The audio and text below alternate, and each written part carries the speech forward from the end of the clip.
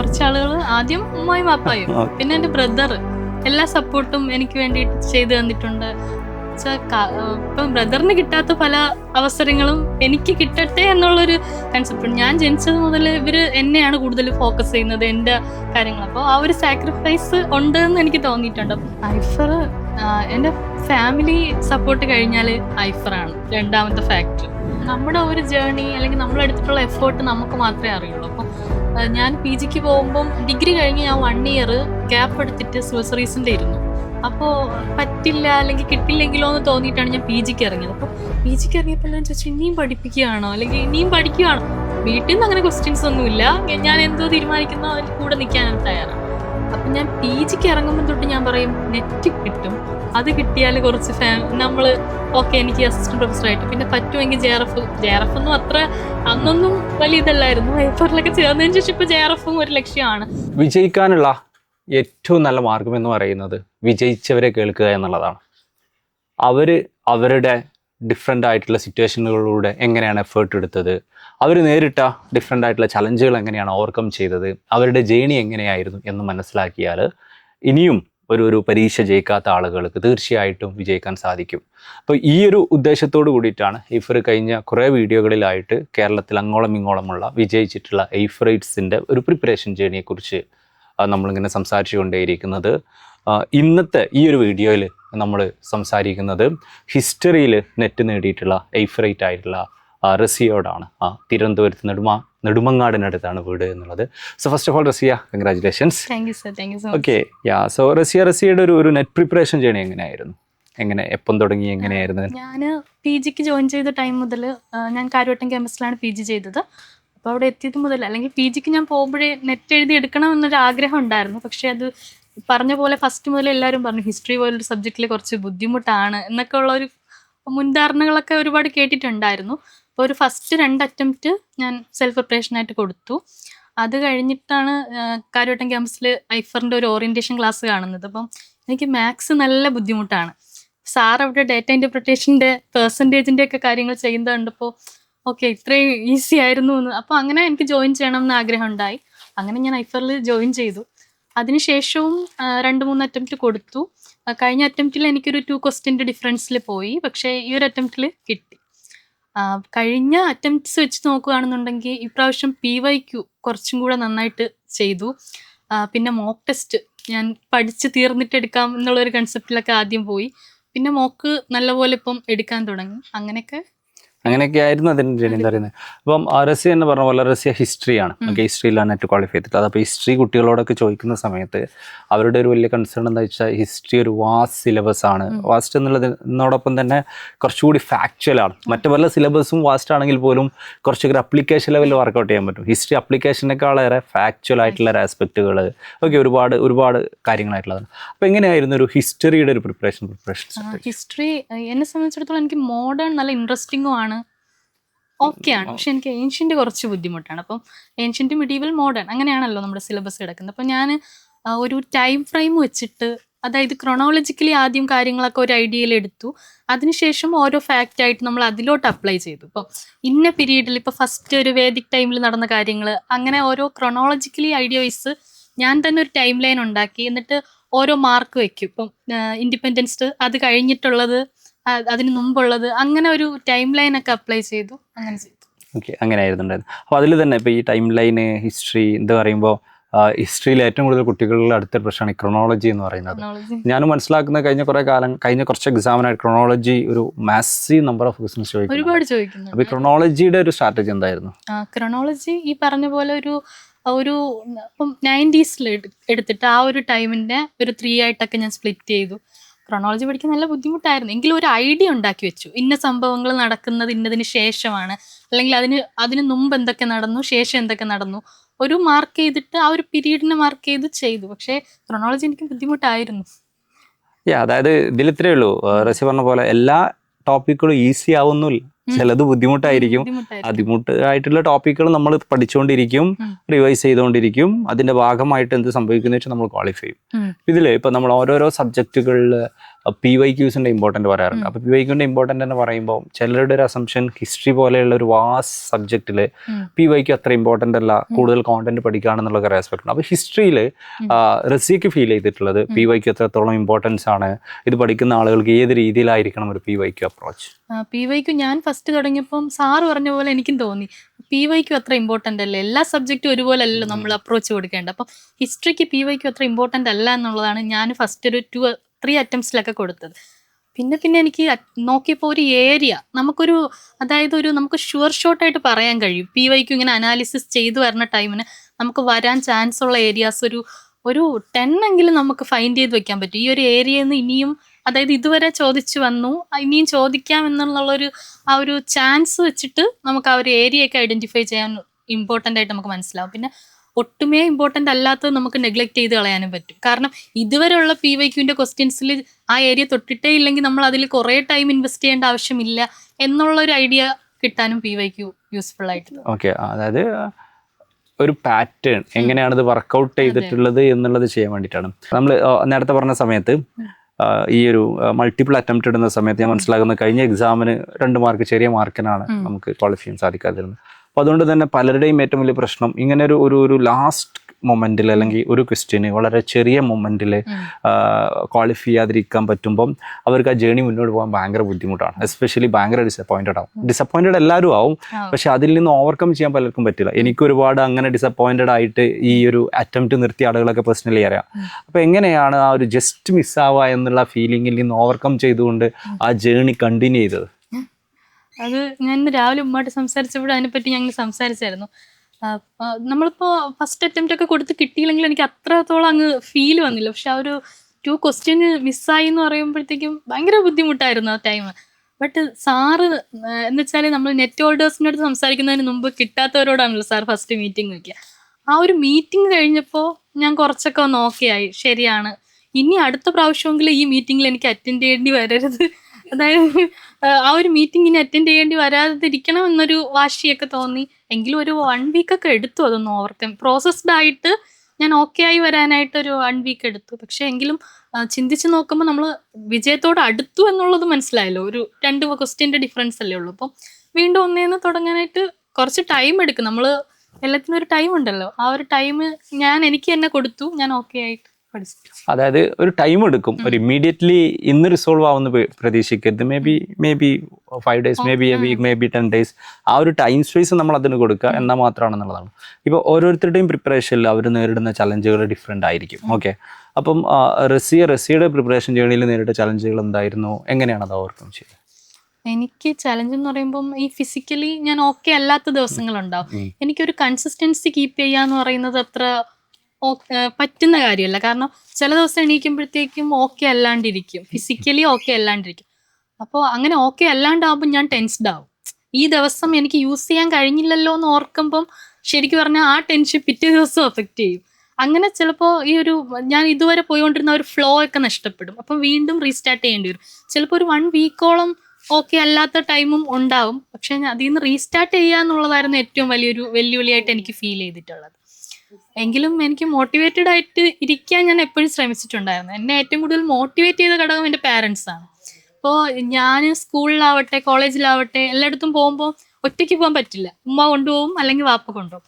അപ്പോൾ അവരെന്നെ കൊണ്ടു നടന്ന ഈ ഒരു വഴികളിലൂടെ നാളെ ഒരു പ്രൊഫസറായിട്ട് അല്ലെങ്കിൽ ഒരു ടീച്ചറായിട്ട് എന്നെ അവർ കൊണ്ട് നടക്കണം, അത് ഈ സമൂഹം കാണണം എന്നുള്ളൊരു വാശിയുണ്ടായിരുന്നു. അപ്പോൾ ഉണ്ടാകുന്ന എല്ലാ സ്ട്രഗിൾസിനും ഏകദേശം എനിക്ക് ആ ഒരു ഫാക്ടർ ചിന്തിക്കുമ്പോഴത്തേക്കും ഒന്ന് ഓക്കെ ആയിട്ടൊന്ന് പഠിക്കാൻ പറ്റും. ഓക്കെ. സോ അതായത് ഇപ്പം എല്ലാവരുടെയും നമ്മൾ വിജയം കഴിഞ്ഞിട്ട് വിജയത്തിനെ കുറിച്ച് ആലോചിക്കുമ്പം അതിന് പിന്നിൽ ഒരുപാട് ആളുകളുണ്ടാവും, ഒരുപാട് ഗ്രാറ്റിറ്റ്യൂഡ് ഉണ്ടാവും. അപ്പം ഞാൻ പലപ്പോഴും വൈഫ്രേഴ്സിനോട് ചോദിക്കാറുണ്ട്, ജയിച്ചു കഴിഞ്ഞ് നിങ്ങൾ ജയിച്ചതിനെ കുറിച്ച് ഈ കഥ പറയുമ്പോൾ നിങ്ങൾ തിരിഞ്ഞു നോക്കുമ്പോൾ നിങ്ങൾക്ക് ഈ സമയത്ത് ഓർക്കപ്പെടണം, നിങ്ങൾക്ക് ഗ്രാറ്റിറ്റ്യൂഡ് എക്സ്പ്രസ് ചെയ്യണമെന്ന് ഫീൽ ചെയ്യുന്ന ആളുകൾ, പ്രധാനപ്പെട്ട കുറച്ച് ആളുകൾ, അത് മേ ബി നിങ്ങളെ ടീച്ചേഴ്സ് ആവാം, നിങ്ങളെ ഫാമിലി ആവാം, because the deserve the gratitude. കാരണം നമ്മളെ വിജയത്തിന് പിന്നിൽ ആ വിയർപ്പുകളും ഒരു ഇമ്പോർട്ടൻറ്റ് അങ്ങനെയുള്ള ആളുകൾ കുറച്ച് ആളുകൾ ആദ്യം ഉമ്മയും വാപ്പായും പിന്നെ എൻ്റെ ബ്രദർ എല്ലാ സപ്പോർട്ടും എനിക്ക് വേണ്ടിയിട്ട് ചെയ്തു തന്നിട്ടുണ്ട്. ഇപ്പം ബ്രദറിന് കിട്ടാത്ത പല അവസരങ്ങളും എനിക്ക് കിട്ടട്ടെ എന്നുള്ളൊരു കൺസെപ്റ്റ്. ഞാൻ ജനിച്ചത് മുതൽ ഇവർ എന്നെയാണ് കൂടുതൽ ഫോക്കസ് ചെയ്യുന്നത്, എൻ്റെ കാര്യങ്ങൾ. അപ്പോൾ ആ ഒരു സാക്രിഫൈസ് ഉണ്ട് എന്ന് എനിക്ക് തോന്നിയിട്ടുണ്ട്. അപ്പം എൻ്റെ വിജയത്തിൻ്റെ പിന്നിൽ ഒരു കൂട്ടായ ഇതാണ്. ഇവരെല്ലാവരും എനിക്ക് വേണ്ടിയിട്ട് നിന്നിട്ടുണ്ട്. ഒരു തരത്തിലല്ലെങ്കിൽ മറ്റൊരു തരത്തിൽ ഫാമിലി എന്ന് പറയുമ്പം എൻ്റെ പാരൻസും ബ്രദറും സിസ്റ്റർ ഇൻ ലോ അവർ ഓക്കെയാണ്, എപ്പോഴും കൂടെ നിൽക്കുന്നത്. എങ്കിലും ബാക്കി ഒരു ഹോൾ ഫാമിലി, അതായത് ഇപ്പം ഉമ്മയുടെ ഫാമിലി, അപ്പയുടെ ഫാമിലി, അവരൊക്കെ തരുന്ന ഒരു സപ്പോർട്ട്. എൻ്റെ കസിൻസ് ഇപ്പോൾ ഇവിടെ നിൽക്കുന്നത് ഒരാളാണ്. അപ്പോൾ ആ ഒരു കസിൻസ് ഒക്കെ തരുന്ന ഒരു സപ്പോർട്ടുണ്ട് എപ്പോഴും. ഇപ്പം ഉമ്മക്കായാലും വാപ്പാക്കായാലും ഒരിടത്തോട്ട് പോകണം എന്നുണ്ടെങ്കിലൊക്കെ ഞാൻ ഒറ്റയ്ക്കായിപ്പോൾ. അപ്പോൾ അവരൊക്കെ ഓടി പെട്ടെന്ന് അവർക്ക് ഒരു മാരേജിന് കൊണ്ടുപോയില്ലെങ്കിൽ പോലും അവർക്ക് കുഴപ്പമില്ല, എൻ്റെ കൂടെ ഇരിക്കുന്നതിൽ അവർ ഭയങ്കര ഹാപ്പിയാണ്. അപ്പോൾ ആ ഒരു സപ്പോർട്ട് എപ്പോഴും ഒറ്റയ്ക്കാവാതെ ചേർത്ത് പിടിച്ചു എന്നുള്ളത് എഡ്യൂക്കേഷൻ ലെവലിലല്ല, ആ ഒരു മാനസികമായിട്ട് കിട്ടുന്ന ഒരു സപ്പോർട്ട് ഉണ്ടല്ലോ, ആ സപ്പോർട്ട് ഫാമിലി എനിക്ക് ഏറ്റവും കൂടുതൽ പറയാനുള്ള. ഗ്രാൻഡ് പാരൻസ്, ഇപ്പം ഗ്രാൻഡ് പാരൻസിൽ രണ്ടുപേരില്ല, അവരും എൻ്റെ ഈ വിജയം കാണാൻ വേണ്ടിയിട്ട് അത്രയും ആഗ്രഹിച്ചവരാണ്. അപ്പം നെറ്റ് കിട്ടിയ സമയത്ത് എനിക്ക് അത്രയും വിഷമം വന്നൊരു ഫാക്ടറും അതായിരുന്നു. നമ്മളെ വിജയം കാണണം എന്ന് നമ്മൾ ആഗ്രഹിച്ച മനുഷ്യരിൽ ചിലർ ഇല്ലാതാവുക എന്ന് പറയുന്നത് ഒരു ബുദ്ധിമുട്ടുള്ള ഫാക്ടറായിട്ട് ഫീൽ ചെയ്തു. അപ്പോൾ അവരൊക്കെ ഒരുപാട് സപ്പോർട്ട് ചെയ്യും. പിന്നെ അധ്യാപകരും ഒരുപാട് സപ്പോർട്ട്. പിന്നെ ക്യാമ്പസിൽ ആ ഒരു അറ്റ്മോസ്ഫിയർ, അപ്പം നമുക്ക് എല്ലാവർക്കും നെറ്റ് എന്ന് പറയുന്ന ഒരു എയിമായിട്ട് തന്നെ കൊണ്ടു നടക്കുന്ന ഒരുപാട് മനുഷ്യരുണ്ട്. അപ്പോൾ അവരൊക്കെ പരസ്പരം നമ്മളെ ബാച്ച്മേറ്റ്സ് ആയാലും പിന്നെ PhD ആസ്പിറൻസ്, അതായത് അവിടെ PhD സ്കോളേഴ്സ് ഉണ്ട് എൻ്റെ ക്യാമ്പസിൽ. അപ്പോൾ അവരൊക്കെ ഒരുപാട് ഇൻഫ്ലുവൻസ് ചെയ്തിട്ടുണ്ട്. അങ്ങനെ ഒരുപാട്. ഓക്കെ. അതായത് നമ്മളെല്ലാവരുടെയും വിജയത്തിന് പിന്നിൽ ഇങ്ങനെയുള്ള ഒരുപാട് ആളുകൾ എന്നുള്ള ഇമ്പോർട്ടൻ്റ് ആസ്പെക്റ്റ് ആണ്. റസിയുടെ വിജയത്തിൽ ഐഫർ എത്രത്തോളം ഇൻഫ്ലുവൻസ്ഡ് ആയിരുന്നു? ഐഫർ എൻ്റെ ഫാമിലി സപ്പോർട്ട് കഴിഞ്ഞാൽ ഐഫറാണ് രണ്ടാമത്തെ ഫാക്ടർ. എന്ന് വെച്ചാൽ ഞാൻ PG പോയ സമയത്ത് സെൽഫ് പ്രിപ്പറേഷൻ വെച്ചിട്ട് ഒരു അറ്റംപ്റ്റ് കൊടുത്തു. ഐഫറിൽ ജോയിൻ ചെയ്യണം എന്നുണ്ടായിരുന്നു, പക്ഷെ കുറച്ച് ഫിനാൻഷ്യൽ കൺസ്ട്രെയിൻസ് ഉണ്ടായിരുന്നു. അപ്പം ഞാൻ വിളിച്ച് തിരക്കിയപ്പോഴത്തേക്ക്, എന്നിട്ട് എനിക്ക് പറഞ്ഞു അത്രയ്ക്ക് എനിക്ക് ഓക്കെ ആണെങ്കിൽ നീ എന്തായാലും വിളിച്ച് തിരക്ക്, എന്താണ് ഫീസ്, കാര്യങ്ങൾ എങ്ങനെയാണ്. അപ്പം എനിക്ക് ഹിസ്റ്ററി അത്ര പ്രശ്നമല്ല, ഹിസ്റ്ററി നമ്മുടെ സബ്ജക്റ്റ് ആയതുകൊണ്ട് എങ്ങനെയെങ്കിലും ഞാൻ ഓക്കെ ആക്കും എന്നുള്ളൊരു പ്രതീക്ഷ ഉണ്ടായിരുന്നു. പേപ്പർ 1 കുറച്ച് ബുദ്ധിമുട്ടായിരുന്നു. അപ്പോൾ പേപ്പർ 1ൻ്റെ പ്രിപ്പറേഷന് വേണ്ടിയിട്ട് മാത്രമാണ് ഞാൻ ഐഫറിനെ കോൺടാക്ട് ചെയ്യുന്നത്. അപ്പോൾ സംസാരിച്ച് വന്നപ്പോഴത്തേക്കും അവർ പറഞ്ഞു ഡിസേബിൾഡ് ആയിട്ടുള്ളവർക്ക് ഫ്രീ ആണ്. ആ ഒരു മൊമെൻറ്റ് ഭയങ്കര ഹാപ്പിയാണ്. അപ്പോൾ പിന്നെ എനിക്കൊരു, അതായത് പാരൻസിന് വേണ്ടി ഞാൻ ജയിക്കണം എന്നുള്ള ഒരു ഫാക്ടർ ഉണ്ടായിരുന്നു. ഐഫറിൽ ജോയിൻ ചെയ്തപ്പോൾ ഐഫർ എനിക്ക് തന്നു, അതുകൊണ്ട് എനിക്ക് ജയിക്കണം എന്നുള്ള ഒരു കടപ്പാടിൻ്റെ ഒരു ഇതും കൂടെ വന്നു എന്നുള്ളതാണ്. അപ്പം പിന്നെ ഐഫറിൽ ഏറ്റവും കൂടുതൽ എനിക്ക് ഫീൽ ചെയ്തിട്ടുള്ള ഒരു കോച്ചിങ് ഇൻസ്റ്റിറ്റ്യൂട്ട് എന്നുള്ള നിലയിൽ ചിലപ്പോൾ മെറ്റീരിയൽസ് പ്രൊവൈഡ് ചെയ്യാം, ക്ലാസ്സസ് ഒക്കെ തരാം, അതൊക്കെ ഒരു ഓക്കെ ആണെന്ന് പറയും. പക്ഷെ ഒരു മെൻ്റൽ സപ്പോർട്ട് അതെനിക്ക് നല്ല രീതിയിൽ ഫീൽ ചെയ്തിട്ടുണ്ട്. എൻ്റെ മെൻറ്ററിൻ്റെ അടുത്ത് നിന്നായാലും സാറ് പോഡ്കാസ്റ്റ്, ഞാൻ ചിലപ്പോഴൊക്കെ ഈ പറഞ്ഞ പോലെ എനിക്ക് കൺസിസ്റ്റൻസി കീപ്പ് ചെയ്യാൻ പറ്റാതാകുമ്പോൾ ഞാൻ ഡീമോട്ടിവേറ്റഡ് ആവും. ആ സമയമൊക്കെ ഉമ്മ പറയും പോഡ്കാസ്റ്റ് കേൾക്കുമായിരിക്കും. അപ്പം ഞാൻ പോഡ്കാസ്റ്റ് കേട്ടിട്ട് കുറച്ച് മോട്ടിവേറ്റ് ആവാറുണ്ട്. പിന്നെ എൻ്റെ മെൻറ്റർ സഫൂറ മാമാണ്. മാമിൻ്റെ അടുത്ത് ഞാൻ എല്ലാം അങ്ങനെ ഷെയർ ചെയ്യും, മാം ഇങ്ങനെയാണ്, ഇത്ര ദിവസമായി ഞാൻ പഠിച്ചിട്ട്. അപ്പം മാം തരുന്നൊരു സപ്പോർട്ട് അങ്ങനെ. പിന്നെ മെറ്റീരിയൽസിൻ്റെ സോഴ്സിൻ്റെയും കാര്യത്തിൽ നമുക്ക് ഓവർലോഡഡ് ആണ് സോഴ്സസ് ഒക്കെ. അതിൽ നിന്ന് നമ്മൾ തിരഞ്ഞു പിടിച്ച് നമുക്ക് വേണ്ടിയത് നമ്മൾ യൂസ് ചെയ്യുക എന്നുള്ളതാണ്. സാറ് പറയുന്ന പോലെ നമുക്ക് ഏതാണ് യൂസ്ഫുള്ള് അത് യൂസ് ചെയ്താൽ മതി, കാരണം അത്രമാത്രം ഫെസിലിറ്റി അവൈലബിൾ ആണ്. പിന്നെ ഡെയിലി ടെസ്റ്റ് അങ്ങനെയുള്ള കുറച്ച് സിസ്റ്റംസ് ഒക്കെ എനിക്ക് വളരെ ഇഷ്ടമാണ്. ഡെയിലി ടെസ്റ്റ് ഒക്കെ നല്ല യൂസ്ഫുൾ ആണ്. നമുക്ക് എന്നും നമ്മൾ ആ ഒരു കൺസിസ്റ്റൻസി കീപ്പ് ചെയ്യാനായിട്ട് പറ്റും. ഡെയിലി ടെസ്റ്റ് ഞാൻ ചെയ്യുമായിരുന്നു. ഇനിയിപ്പോൾ പഠിക്കാൻ പറ്റിയില്ലെങ്കിലും രാത്രി കിടന്നുറങ്ങുന്നതിന് മുമ്പ് ഒരു ടെസ്റ്റ് അറ്റംപ്റ്റ് ചെയ്തിട്ട് കിടക്കാം എന്നുള്ളൊരു, അപ്പം ഞാൻ അതിൻ്റെ ടച്ചിൽ നിൽക്കുന്നുണ്ടെന്ന് എനിക്ക് എന്നെ തന്നെ പ്രൂവ് ചെയ്യിപ്പിക്കാനായിട്ട് അതൊക്കെ യൂസ്ഫുൾ ആയിരുന്നു. പിന്നെ ടെസ്റ്റിൻ്റെ അനാലിസിസ് ഉണ്ടായിരുന്നില്ല, അത് വളരെ യൂസ്ഫുൾ ആയിരുന്നു. നമ്മൾ ടെസ്റ്റ് എടുത്തിട്ട് കാര്യമില്ല, അതിൻ്റെ ഒരു അനാലിസിസ് പോർഷനും കൂടെ നോക്കുമ്പം കുറച്ചും കൂടെ ആ ഓപ്ഷൻസിനെയും കൂടി ഡിസ്ക്രൈബ് ചെയ്തു. ആ ഒരു ഇതൊക്കെ എനിക്ക് വളരെയധികം യൂസ്ഫുൾ ആയിരുന്നു. സാറിൻ്റെ 5 AM JRF ക്ലബ്ബ്, ഞാൻ രാവിലെ എണീക്കാൻ ഭയങ്കര മടിയാണ്, ഒരുപാട് വിളിച്ചാണ്. പക്ഷെ എനിക്ക് 5 AM JRF ക്ലബ്ബ് ഉണ്ടെങ്കിൽ ഞാൻ എണീക്കും കറക്റ്റായിട്ട്. അപ്പം ഇല്ലാത്ത ദിവസം ഉമ്മ പറയും ഓ ഇന്നില്ലായിരിക്കും, അതാണ് ഒരു വിളിയൊന്നും വിളിച്ചിട്ട് ഉണരുന്നില്ല. അപ്പോൾ എനിക്ക് ഭയങ്കരമായിട്ട് 5 AM JRF ക്ലബ്ബ്. പിന്നെ സാറ് ഉമ്മ പറയും സാർ രാവും പകലും ഇല്ലാതെ സാറ് കൂടെ ഇരിക്കുമല്ലേ എന്ന് പറയും. രാത്രിയും ക്ലാസ് രാവിലെയും ക്ലാസ് എപ്പോഴും ക്ലാസ്. ആ ഒരു ഇതെനിക്ക് വളരെയധികം ഇഷ്ടം. ഇതില്ലേ നമ്മുടെ പ്രിപ്പറേഷൻ ഈ ഏറ്റവും കൂടുതൽ ആളുകൾ നേരിടുന്ന ഒരു ബുദ്ധിമുട്ട് കൺസിസ്റ്റൻ്റ് ആയിട്ട് പഠിക്കാൻ പറ്റാതിരിക്കുക എന്നുള്ളതാണ്. കാരണം നമ്മുടെ ടോപ്പിക് അത്ര ഭയങ്കര ടഫായിട്ടുള്ള ടോപ്പിക് ഒന്നുമല്ല, പക്ഷെ ഒരു കൺസിസ്റ്റൻസി എസ്പെഷ്യലി സിലബസിലെ ഹിസ്റ്ററി പോലെയുള്ള സബ്ജക്റ്റുകളിലൊക്കെ അത് കൂടുതൽ കൺസിസ്റ്റൻസി ഡിമാൻഡ് ചെയ്യുന്നുണ്ട്. റസി എങ്ങനെയാണ് ആ കൺസിസ്റ്റൻസി എൻഷുർ ചെയ്ത്? ഇപ്പോൾ നേരത്തെ പറഞ്ഞ പോലെ ചില സമയങ്ങളിൽ ചില ഫിസിക്കൽ ബുദ്ധിമുട്ടുകളൊക്കെ ഉണ്ടാവാറുണ്ട്. അപ്പം ത്രൂ ഔട്ട് ദ പ്രോസസ് എങ്ങനെയാണ് കൺസിസ്റ്റൻസി എൻഷുർ? കൺസിസ്റ്റൻസി എന്ന് പറയുമ്പോൾ ഞാനൊരു ടൈം ഫ്രെയിം വെക്കും. ഇപ്പം ഏൻഷ്യൻ്റ് പഠിക്കാൻ ഒരു ടൈം ഫ്രെയിം വെക്കും, അതിനുള്ളിൽ അപ്പം ഞാനൊരു വീക്കൊക്കെ കൂടുതലിടും. എനിക്കറിയാം ഞാൻ ഈ ടൈം ഫ്രെയിം വെച്ചാൽ ഈ ടൈം ഫ്രെയിമിൽ ഞാൻ തീർക്കില്ല, അപ്പം ഞാൻ കുറച്ചും കൂടെ ഡേറ്റ് കൂട്ടിയിടും, എക്സ്റ്റെൻഡ് ചെയ്യും. അപ്പം എനിക്കുണ്ടാവുന്ന ആ ഒരു എന്താ വെച്ചാൽ ബാഡ് ഡേയ്സ് അല്ലെങ്കിൽ എനിക്ക് ഇരിക്കാൻ പ്രൊഡക്റ്റീവായിട്ട് ഇരിക്കാൻ പറ്റാത്ത ദിവസങ്ങളും കൂടെ ഇതിൽ റിസോൾവ് ആയി പോകുന്ന രീതിയിൽ. അതായത് ഒരു ടോപ്പിക് ഇപ്പം അതായത് ഒരു ഏരിയ പഠിക്കാൻ ഒരു 1 വീക്ക് മതിയെങ്കിൽ ഞാൻ ചിലപ്പോൾ ഒരു 2 വീക്ക് അങ്ങ് ഇടും. എനിക്കറിയാം ഞാൻ ചിലപ്പോൾ ആ ദിവസങ്ങൾ ഓക്കെ അല്ലാതിരിക്കും എന്നുള്ളത്. അപ്പോൾ ആ ഒരു കൺസിസ്റ്റൻസി കീപ്പ് ചെയ്യാം. പിന്നെ പറഞ്ഞ പോലെ എപ്പോഴും നമുക്ക് പെർഫെക്റ്റ് ആയിട്ടിരിക്കാൻ പറ്റില്ല. കൺസിസ്റ്റൻസി ഒരു പ്രശ്നമാണ്, അതെനിക്ക് പേഴ്സണലിയും പ്രശ്നമാണ്, പഠിക്കുമ്പോഴും പ്രശ്നമാണ്. റസിയ, അപ്പം റസിയ തന്നെ നേരത്തെ പറഞ്ഞു നമ്മുടെ ഒരു 6th അറ്റംപ്റ്റ് ആണ്. Okay, 6th അറ്റംപ്റ്റിലാണ് JRF qualify net qualify ചെയ്യുന്നത് എന്നുള്ളത്. അപ്പോൾ ഈ ഓരോരോ അറ്റംപ്റ്റിലും ഞാൻ നേരത്തെ പറഞ്ഞ പോലെ അടുത്തൊരു പ്രശ്നമാണ് ആളുകൾക്ക് കാരണം ഈ എക്സാം ഭയങ്കര കോമ്പറ്റേറ്റീവ് ആയിക്കൊണ്ടിരിക്കുന്നുണ്ട്. അപ്പോൾ മൾട്ടിപ്പിൾ അറ്റംപ്റ്റ് എടുക്കുമ്പോൾ അതൊരു കണ്ടിന്യൂ ചെയ്യാൻ പറ്റാത്തൊരു ആസ്പെക്ട്. അപ്പം ഈ ഒരു കാര്യം എസ്പെഷ്യലി നമ്മുടെ നാട്ടിലൊക്കെ പലരും നേടുന്നൊരു സ്വപ്നം, ഒരു പ്രശ്നം എന്താണെന്ന് വെച്ചാൽ കുറേ ആയില്ലേ പരീക്ഷ എഴുതുന്നത്, മൾട്ടിപ്പിൾ ആയില്ലേ ഈ പരീക്ഷയ്ക്ക് എഴുതുന്നത്, 2 ആയില്ലേ, 3 ആയില്ലേ, 4 ആയില്ലേ, ഇങ്ങനെയുള്ള കുറേ നമുക്ക് തന്നെ പലപ്പോഴും ഒരു കൺഫ്യൂഷൻ വരുന്നൊരു സിറ്റുവേഷൻ ഉണ്ടാവും. അപ്പോൾ അങ്ങനെയുള്ള ഒരുപാട് ആളുകളുണ്ട് ഞങ്ങൾ എന്താണ് ചെയ്യേണ്ടത് എന്നുള്ളത്. അപ്പോൾ ആ ഒരു സിറ്റുവേഷനിലൂടെ പോയ ഒരാളാണ്, I mean in terms of number of attempts, അതെങ്ങനെയാണ് ഓവർകം ചെയ്തത്? അല്ലെങ്കിൽ അതിന് കൺഫ്യൂസ്ഡ് ആയിട്ടുള്ള ആളുകളോട് എന്താണ് പറയുന്നത്? അതിൽ കൺഫ്യൂസ്ഡ് ആയിട്ടുള്ളതെന്ന് പറയുമ്പോൾ നമ്മുടെ ഒരു ജേർണി അല്ലെങ്കിൽ നമ്മൾ എടുത്തിട്ടുള്ള എഫേർട്ട് നമുക്ക് മാത്രമേ അറിയുള്ളൂ. അപ്പോൾ ഞാൻ PG ക്ക് പോകുമ്പം ഡിഗ്രി കഴിഞ്ഞ് ഞാൻ 1 ഇയർ ഗ്യാപ്പ് എടുത്തിട്ട് സിവിൽ സർവീസിൻ്റെ ഇരുന്നു. അപ്പോൾ പറ്റില്ല അല്ലെങ്കിൽ കിട്ടില്ലെങ്കിലോ എന്ന് തോന്നിയിട്ടാണ് ഞാൻ PG ക്ക് ഇറങ്ങിയത്. അപ്പോൾ PG ക്ക് ഇറങ്ങിയപ്പോൾ എല്ലാവരും ചോദിച്ചു ഇനിയും പഠിപ്പിക്കുകയാണോ അല്ലെങ്കിൽ ഇനിയും പഠിക്കുകയാണോ. വീട്ടിൽ നിന്ന് അങ്ങനെ ക്വസ്റ്റ്യൻസ് ഒന്നുമില്ല, ഞാൻ എന്തോ തീരുമാനിക്കുന്നോ അതിൽ കൂടെ നിൽക്കാൻ അവർ തയ്യാറാണ്. അപ്പം ഞാൻ PG ക്ക് ഇറങ്ങുമ്പോൾ തൊട്ട് ഞാൻ പറയും നെറ്റ് കിട്ടും, അത് കിട്ടിയാൽ കുറച്ച് നമ്മൾ ഓക്കെ എനിക്ക് അസിസ്റ്റന്റ് പ്രൊഫസറായിട്ട്, പിന്നെ പറ്റുമെങ്കിൽ JRF ഒന്നും അത്ര അന്നൊന്നും വലിയ ഇതല്ലായിരുന്നു. പേപ്പറിലൊക്കെ ചേർന്നതിന് ശേഷം ഇപ്പോൾ JRFും ഒരു ലക്ഷ്യമാണ്. അപ്പോൾ ആ ഒരു ടൈമിൽ ഞാൻ ഇങ്ങനെ പറയുമായിരുന്നു നെറ്റ് കിട്ടണം. അപ്പം ഓരോ അറ്റംപ്റ്റ് കൊടുക്കുമ്പോഴും നമ്മൾ പ്രതീക്ഷിക്കുമല്ലോ. അപ്പോൾ എല്ലാവരും ചോദിക്കും ഇപ്പം എന്ത് ചെയ്യുന്നു, ഇപ്പം നെറ്റ് PG കഴിഞ്ഞിട്ട് നെറ്റിന് വേണ്ടിയിട്ടിരുന്നത് കുറച്ച് സ്ട്രഗിൾ ആയിരുന്നു. എല്ലാവരും ചോദിക്കും PG കഴിഞ്ഞില്ലേ, ജോലിയൊന്നും കിട്ടി. അപ്പം നമുക്കിത് എക്സ്പ്ലെയിൻ ചെയ്യുന്നതിനൊക്കെ ഒരു പരിധിയുണ്ട്, ഒരു എക്സാം എഴുതിക്കൊണ്ടിരിക്കുകയാണ്. അപ്പം പിന്നെ ബ്രദർ ചുമ്മാ എന്നെ ഇങ്ങനെ എപ്പോഴും കളിയാക്കും, അതെനിക്കറിയാം. കളിയാക്കുന്ന ഇൻ ദ സെൻസ് എന്നെ മോട്ടിവേറ്റ് ചെയ്യാൻ, നീ എത്രാമത്തെ പ്രാവശ്യമായി ഇത് എഴുതുന്നു. പിന്നെ ഇവരൊക്കെ തന്നെ പറയും ഒരേ സെന്ററാണ് മുക്കിയപ്പോഴും കിട്ടുന്ന. അപ്പൊ പറയും അവിടെ ഉള്ള എല്ലാവർക്കും ഇപ്പൊ നിന്നെ അറിയാം, നിന്നെ കാണുമ്പോഴേ ഒരു വീൽ ചെയർ എടുത്തോണ്ട് വരുന്നുണ്ട്, എല്ലാവർക്കും നിന്നെ പരിചയമായി, അത്രത്തോളം പ്രാവശ്യം അവിടെ പോയി എഴുതി എന്നുള്ളതാണ്.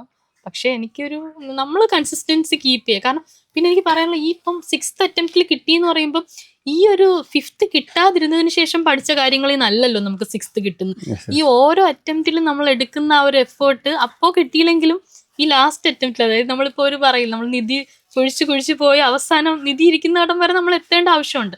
അപ്പോൾ നമ്മൾ ഫസ്റ്റ് ആ നിധിയിലോട്ട് എത്തില്ല. അതുപോലെ ഓരോ അറ്റംപ്റ്റും കൊടുത്ത് നമ്മളെ തന്നെ ആ ഒരു ക്വസ്റ്റ്യൻ പാറ്റേൺ ആയിട്ട് എക്സാം സിസ്റ്റമായിട്ടൊക്കെ കുറച്ചും കൂടെ ഇടപഴകി നമ്മൾ ആ ഒരു ഫ്ലോയിൽ എത്തുക എന്നുള്ളതാണ്. അപ്പോൾ ഫസ്റ്റ് മുതൽ നമ്മൾ അക്യൂർ ചെയ്തിട്ടുള്ള ഒരു നോളജിൻ്റെ ഫുള്ള് കൊടുക്കാൻ പറ്റുന്ന എപ്പോഴാണോ അപ്പം നമുക്ക് അത് അക്യൂർ ചെയ്യാനായിട്ട് പറ്റും എന്നുള്ളതാണ്. ഓക്കെ അതാണ് അതിൻ്റെ ഒരു ആസ്പെക്റ്റിലേക്ക്. അവസാനമായിട്ട് ഈ ഒരു എക്സാം പ്രിപ്പയർ ചെയ്തുകൊണ്ടിരിക്കുന്ന, ഒരുപാട് തവണ പ്രിപ്പയർ ചെയ്തിട്ടും കിട്ടാത്ത അല്ലെങ്കിൽ ഡിഫറെൻറ്റ് രീതിയിലുള്ള ചലഞ്ചുകൾ അനുഭവിച്ചുകൊണ്ടിരിക്കുന്ന ആളുകളോടൊക്കെ ആസ് എ ഫൈനൽ റസിയൊക്കെ എന്താണ് പറയാനുള്ളത്? നമ്മുടെ മോഹങ്ങൾക്ക് പിറകെ നമ്മൾ പോവുക എന്നുള്ളതാണ്. അതിൻ്റെ വ്യാപ്തി അല്ലെങ്കിൽ എത്രത്തോളം നമ്മൾ ഇൻറ്റൻസ്ഡ് ആയിട്ട് ആ ഒരു ഡ്രീം നമ്മൾ കാണുന്നോ അത്രത്തോളം നമുക്ക് പരിശ്രമിക്കാനുള്ളൊരു ഊർജം നമുക്ക് കിട്ടും. നമ്മുടെ സ്വപ്നം എത്രത്തോളം ഒരു ഇൻറ്റൻസിഡ് ആണോ അതിനനുസരിച്ച് നമുക്ക് പരിശ്രമിക്കാനും കഴിയുക എന്നുള്ളതാണ്. ചിലപ്പോൾ ഒക്കെ നമുക്ക് അപ്സ് ആൻഡ് ഡൗൺസ് ഉണ്ടാവും, അത് ഏതൊരു കാര്യത്തിലായാലും ഉണ്ടാവും. അപ്പം എഡ്യൂക്കേഷൻ്റെ കാര്യത്തിലും അങ്ങനെ തന്നെയാണ്. ഒരു ഗോൾ ഉണ്ടായിരിക്കുക, അതിന് വേണ്ടിയിട്ട് പ്രയത്നിക്കാനൊരു മനസ്സുണ്ടാവുക. പിന്നെ പ്രയത്നിച്ചുകൊണ്ടിരിക്കുമ്പോഴത്തേക്ക് നമുക്ക് അപ്പോഴപ്പോഴും ഒരു എന്തെങ്കിലുമൊക്കെ ഫോൾട്ടൊക്കെ വരാം, എങ്കിലും നമ്മൾ അതിനെ മറികടന്ന് നമുക്ക് സമയം അനുവദിച്ചു കൊടുക്കുക. ഞാൻ എപ്പോഴും എനിക്ക് പറ്റിയില്ലെങ്കിലും ഞാൻ കുറച്ച് ദിവസം എടുത്തിട്ടാണെങ്കിലും എന്നെ തന്നെ പറഞ്ഞ് മനസ്സിലാക്കി മുൻപോട്ട് പോകുമായിരുന്നു. അപ്പം നമുക്ക് ഒരു ഡിസേബിൾഡ് ആയിട്ടുള്ള വ്യക്തികൾക്ക് എനിക്ക് പറയാനുള്ളതെന്ന് വെച്ചാൽ നമുക്ക് സൊസൈറ്റി എത്രത്തോളം ഇൻക്ലൂസീവ് ആണെന്ന് നമുക്കറിയാം. പക്ഷെ നമ്മൾ ചിന്തിക്കേണ്ട നമ്മളെ കൂടെ നിൽക്കുന്ന കുറച്ച് മനുഷ്യരുണ്ടല്ലോ, അവരുടെ കണ്ണിലുണ്ടാവുന്ന ഒരു തിളക്കം, നമ്മൾ വിജയിച്ചു എന്നറിയുമ്പോൾ അവർക്കുണ്ടാവുന്ന ആ ഒരു സന്തോഷം, ആ ഒരു മൊമെന്റിനെ നമ്മൾ വീണ്ടും വീണ്ടും ചിന്തിച്ചിട്ട് മുൻപോട്ട് പോവുക എന്നുള്ളതാണ്. നമുക്ക് ബാരിയേഴ്സ് ഒരുപാടുണ്ട്, പലതരത്തിലുള്ള ബാരിയേഴ്സ് നമ്മൾ ഒരു ഡിസേബിൾഡ് വ്യക്തി എന്നുള്ള നിലയിൽ എനിക്ക് ഫേസ് ചെയ്തിട്ടുള്ളത് കൊണ്ട് അറിയാം. ഓരോ ദിവസം എണീക്കുമ്പോൾ ഓരോ ദിവസവും നമ്മൾ ലൈക്ക് ഒരു യുദ്ധം ചെയ്യുന്ന പോലെ തന്നെയാണ് ലൈഫ് എന്ന് പറയുന്നത്. അപ്പം ആ ഓരോ ദിവസവും നമുക്ക് കൺസിസ്റ്റൻസി കീപ്പ് ചെയ്ത് നമ്മുടെ ഡ്രീംസിനെ നമ്മളോട് തന്നെ ചേർത്ത് പിടിച്ച് മുൻപോട്ട് പോയാൽ നമുക്ക് എന്തായാലും വിജയം ഉണ്ടാവും. ഓക്കെ ഇതിൽ റസി പറഞ്ഞതുകൊണ്ട് തന്നെ ഇപ്പോൾ പറഞ്ഞപ്പോൾ വന്നൊരു സാധനത്തിലേക്ക് ഒരു അഡീഷണൽ ആയിട്ട് തോന്നുന്നൊരു സാധനം എന്താ വെച്ചാൽ നമ്മളെല്ലാവരുടെയും വിജയത്തിന് പിന്നിൽ ഒരുപാട് ഇമ്പോർട്ടൻ്റ് ആണ് ഈ സപ്പോർട്ടീവ് സിസ്റ്റംസ് എന്നുള്ളത്. അപ്പം എല്ലാവർക്കും ഉള്ള സപ്പോർട്ടീവ് സിസ്റ്റംസിന്. പക്ഷെ നമ്മുടെ നാട്ടിലൊക്കെ പലപ്പോഴും നേരിടുന്ന പ്രശ്നം എന്താണെന്ന് വെച്ചാൽ എല്ലാവർക്കും നമ്മളെ പാരൻസിന് ഫാമിലീസിന് എല്ലാവർക്കും നമ്മളൊക്കെ ഇഷ്ടമാണ്, നമ്മൾ ജയിക്കണമെന്നാണ് എല്ലാവരെയും ആഗ്രഹം. പക്ഷെ പലപ്പോഴും ഈ കൊടുക്കുന്ന സപ്പോർട്ടീവ് സിസ്റ്റം പലപ്പോഴും നെഗറ്റീവ് ഇമ്പാക്റ്റ് ആണ് ഉണ്ടാക്കുന്നത്. അപ്പോൾ അതുകൊണ്ട് എനിക്ക് പലപ്പോഴും തോന്നിയിട്ടുണ്ട്, ഇപ്പം എഫ്രൈറ്റ്സിൻ്റെ പലരുടെ വീട്ടിലേക്കൊക്കെ പോകുന്ന സമയത്ത് എന്നോട് ഒരാൾ പറഞ്ഞു, ഞാൻ എൻ്റെ അവളോട് ഞാൻ പറഞ്ഞിട്ടുണ്ടായിരുന്നു ഇത് അവസാന അവസരമാണ് ഓക്കെ എന്ന് ഞാൻ പറഞ്ഞു പേടിപ്പിച്ചു, അതുകൊണ്ടാണ് അവർ ജയിച്ചത്. പക്ഷെ അതേ ആളോട് ഞാൻ വേറെ സംസാരിച്ചപ്പോൾ അവരങ്ങനെ പറഞ്ഞത് എനിക്ക് നല്ല ടെൻഷനായിരുന്നു എന്നാണ് പറഞ്ഞിരുന്നത്. അപ്പോൾ പലപ്പോഴും നമ്മുടെ സൊസൈറ്റിയിൽ നേരിടുന്ന അപ്പോൾ എനിക്ക് പലപ്പോഴും തോന്നിയിട്ടുണ്ട് എങ്ങനെയാണ് ഒരു സപ്പോർട്ട് സിസ്റ്റം വർക്ക് ചെയ്യേണ്ടത് എന്നുള്ളതിനെ കുറിച്ച് ഒരു ക്ലാരിറ്റി കുറവുണ്ട് സൊസൈറ്റിക്ക്.